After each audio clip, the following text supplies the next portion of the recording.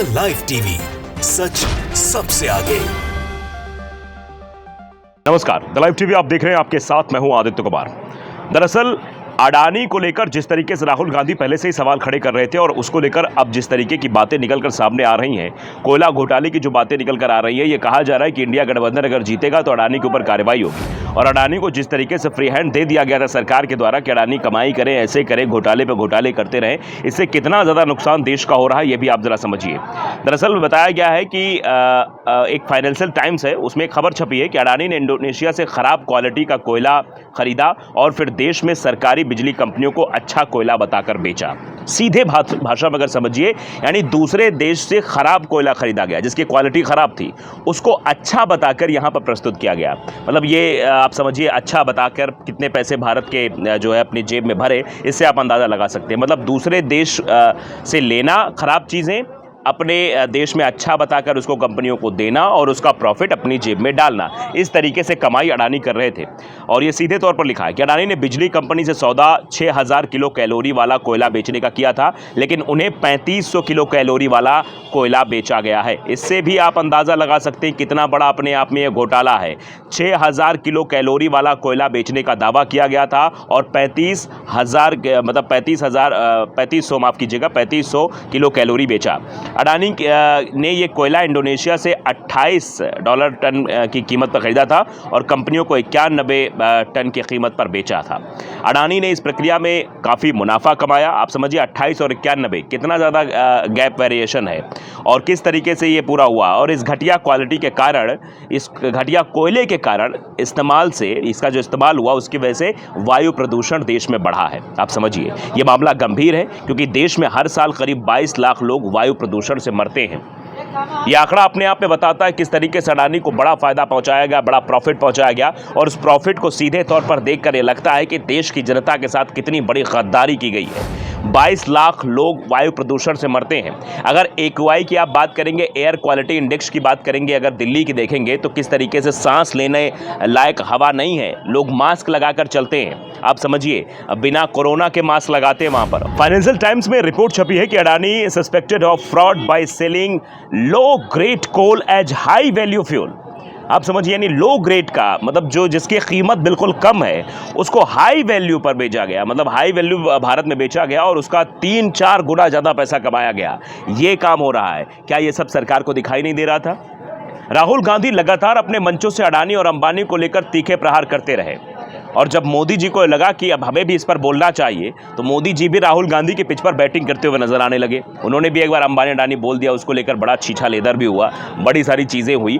खैर उस पर नहीं जाते, लेकिन अभी की जो ये चीज़ें हैं ये साफ तौर पर दर्शाती किस तरीके से कितना बड़ा घोटाला किया है, कितना बड़ा ये अपने आप में घोटाला है। सुप्रिया सुनेत ने भी बाकायदे ये बताने की कोशिश की कितना बड़ा घोटाला है। अडानी जी के कोयले में जादू है, जादू, ये सीधे तौर पर पहली लाइन में लिखा है। ये कटाक्ष है, बहुत बड़ा कटाक्ष है। इंडोनेशिया से भारत पहुंचते पहुंचते 12,000 करोड़ महंगा हो जाता है।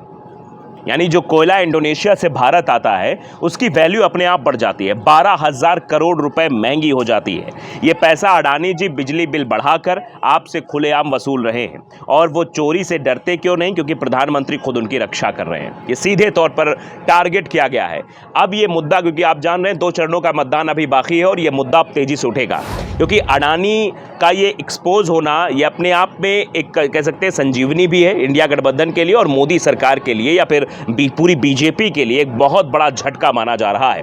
क्योंकि अडानी और अंबानी को लेकर शुरुआत से राहुल गांधी का वक्तव्य रहा है कि इस तरीके से फ्रॉड हो रहा है। आप अगर गांवों में जाइए, हम फील्ड रिपोर्टिंग करें तो उस दरमियान एक बुजुर्ग मिलते हैं, वो बड़े गुस्से से लाल हो जाते हैं कि अगर हम 1 महीने बिल नहीं जमा करा पाते तो हमारा कनेक्शन काट दिया जाता है। ऐसा क्यों हो रहा है? आप समझिए, इससे पहले आज तक ऐसा नहीं हुआ और बिजली के बिल हाई रेट पर आ जाते हैं, सही से रीडिंग नहीं ली जाती है।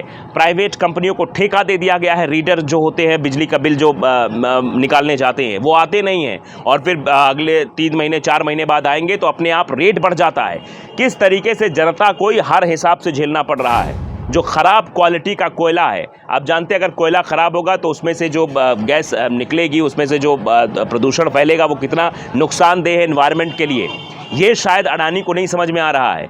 इसीलिए आपने देखा था कि ये खबर हमने आपको बताई थी कि यूएस में एक प्रोग्राम था जहां पर कई साइंटिस्ट आने वाले थे, कई विद्यार्थी आने वाले थे जो साइंस को समझते हैं। उसमें अडानी को मुख्य अतिथि यानी चीफ गेस्ट बुलाया गया था और उन शिक्षाविदों ने, उन साइंटिस्टों ने, यानी उन वैज्ञानिकों ने, उन बच्चों ने, सब ने ये कह दिया था अगर अडानी यहाँ पर आएगा तो हम इस कार्यक्रम में सम्मिलित नहीं होंगे। उन्होंने कार्यक्रम का बहिष्कार कर दिया था। उन्होंने कहा था कोयले के जिस तरीके से ये प्रदूषण फैला रहा अडानी, ये पूरे ग्लोबल यानी पूरे सिर्फ भारत में ही नहीं पूरे विश्व भर में ये अपने आप में धरती को बड़ा नुकसान पहुंचाने वाला है। आज स्थिति आप देख रहे हैं, गर्मी कितनी ज़्यादा बढ़ रही है।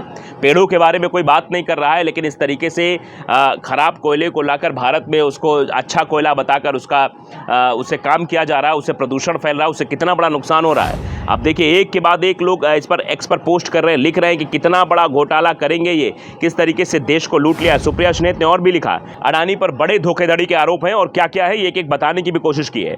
घटिया कोयले को ऊंची क्वालिटी का दिखाकर मनमाने दाम पर भारतीय सरकारी कंपनी को बेचा, यानी भारतीय सरकारी कंपनी को बेचा। तो क्या सरकारी कंपनियां कोयले की क्वालिटी को नहीं चेक करती हैं, या फिर अडानी के नाम से वो कोयला आया तो सीधे हाँ भाई अडानी का है, अंदर आने दो, अंदर आने दो। आप बताइए गुजरात के अडानी पोर्ट पर ही बड़ी मात्रा में 3000 किलोग्राम पकड़ी जाती है हेरोइन।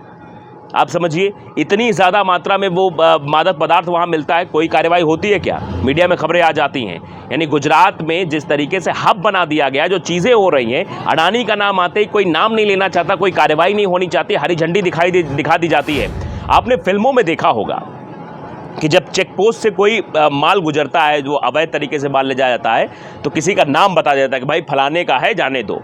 क्या वही हाल अडानी का हो रहा है कि अडानी का खराब क्वालिटी का माल देश में आ रहा है और जिससे देश के एनवायरनमेंट को नुकसान हो रहा है, ग्लोबली नुकसान हो रहा है, और जिससे प्रॉफिट अडानी को हो रहा है और किसी को नहीं। अडानी को प्रॉफिट हो रहा है तो प्रॉफिट और कहां पहुंचाया जा रहा है, इससे भी आप समझ सकते हैं। जो हरी झंडी दिखाता है कि हाँ जाओ, वो भी तो कुछ लेता है। तो इसमें यही है विपक्ष का आरोप कि सरकार ने अडानी को फ्री हैंड दे दिया, अडानी को हरी झंडी दिखाई। उस हरी झंडी के एवज में क्या कुछ हुआ है ये मैं नहीं कहूँगा, आप खुद ही समझदार हैं। आगे देखिए क्या लिखा है। सुप्रिया सुनेत ने लिखा है कि अडानी इंडोनेशिया से 28 टन के हिसाब से 3500 कैलोरी वाला कोयला खरीदा। कोयला सीधे भारत आता है, लेकिन यहाँ पहुँचते पहुँचते जादू हो गया, मैजिक हो गया, बहुत बड़ा मैजिक है। कोयला अपने आप 6000 कैलोरी का हो गया और उसकी कीमत बढ़कर 92 रुपये टन, मतलब $92 हो गई। आप समझिए, मतलब बढ़ गया। वो जो $28 टन के हिसाब से आया था वो 92 हो गया, सीधे बूम कर गया। कोयले का ये शिपमेंट जब Tamil Nadu generation and distribution company को बेचा गया तब अडानी ने मोटा मुनाफा कमाया, मोटी रकम अपने जेब में रखी है। कोयला इंडोनेशियाई खनन समूह पीटी झोनलिन ने दक्षिण कालीमंतन खनन के इलाके से आया, वहीं पर जहाज़ को लोड किया गया था। पीटी झोनलिन जो जगह है वहाँ निर्यात कागजों में स्पष्ट है कि अंतिम खरीदार टेंगेडो जो कंपनी थी उनकी, Tamil Nadu generation and distribution company उसका था, और अडानी समूह इसमें मध्यस्थ था, मतलब उसने डील कराई थी अडानी ने। फिर इसके बाद इसमें लिखा गया कि पीटी झोनलिन का बिल ब्रिटिश वर्जिन आइलैंड स्थित सुप्रीम यूनियन इन्वेस्टर्स के पास गया, जहां 28 रुपये टन का शुल्क लगाया गया था। तो इस तरीके से चीज़ें एक्सपोज हो गई हैं और अब खबर सामने आ रही है कि जब अडानी खुद को एक बड़े नवीनीकरण ऊर्जा समूह के रूप में पुनः स्थापित करना चाहता है, यह बात अलग है कि अडानी समूह भारत में कोयले के सबसे बड़े आयातकों में से एक है। मोदी जी टेम्पू कब पकड़िएगा और अपने परम मित्र की काले कोयले की काली करतूत के बारे में क्या कीजिएगा, ये सीधे तौर पर सुप्रिया सुनेत ने सवाल पूछे हैं और इसका जवाब अब क्या आएगा आपको पता ही है। द लाइव टीवी को अगर आपने सब्सक्राइब नहीं किया जरूर करिए, बेल आइकन दबाइए ताकि सच खबर आप तक पहुंचती रहे। नमस्कार। द लाइव टीवी, सच सबसे आगे।